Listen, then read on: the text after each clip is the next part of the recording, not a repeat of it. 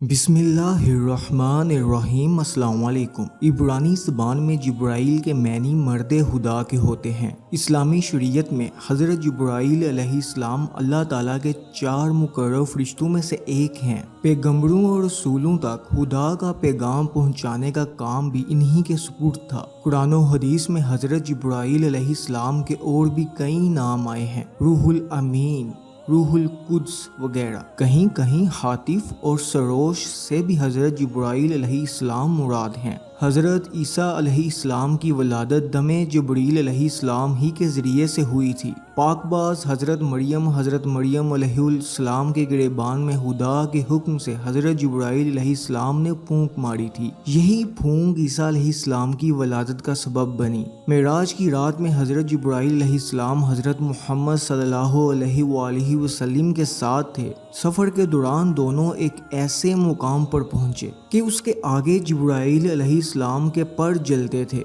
जिब्राइल अलैहिस्सलाम वहीं रुक गए और आगे का रास्ता हज़रत मोहम्मद ने खुद तय किया। वो आखिरी मुकाम जहां जिब्राइल अलैहिस्सलाम ठहर गए थे सिदरातुल मुंतहा कहलाता है। ये आखिरी हद है, इसके आगे कोई फरिश्ता नहीं जा सकता।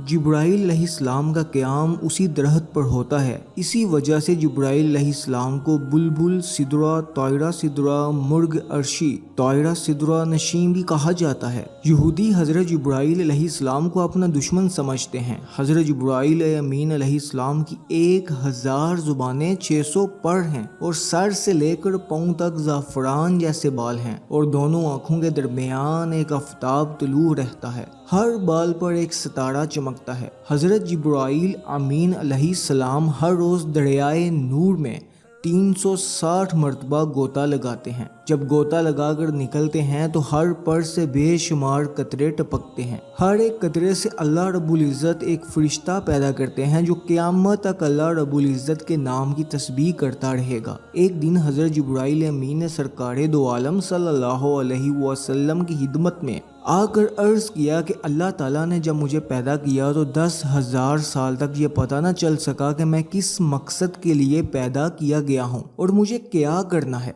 10,000 साल के बाद निदा आई कि ए जिब्रील, और उस दिन मुझे मालूम हुआ कि मेरा नाम जिब्राइल है। मैंने जवाब दिया लब्बैक अल्लाहुम्मा लब्बैक।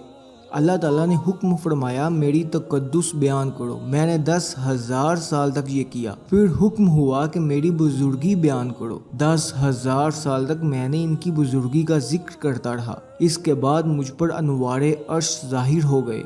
मैंने देखा अर्श के किनारे पर यह इबारत लिखी हुई है, ला इलाहा इल्लल्लाहु मुहम्मदुर रसूलुल्लाह। मैंने दरियाफ्त किया, ए मालिकुल मुल्क, ये मोहम्मद मुस्तफ़ा सल्लल्लाहु अलैहि वसल्लम कौन हैं? अरशाद हुआ, ए जिब्रील, मोहम्मद सल्लल्लाहु अलैहि वसल्लम न होते तो मैं तुझे भी पैदा न करता, बल्कि जन्नत और दोज़ख और चाँद सितारे भी पैदा न करता।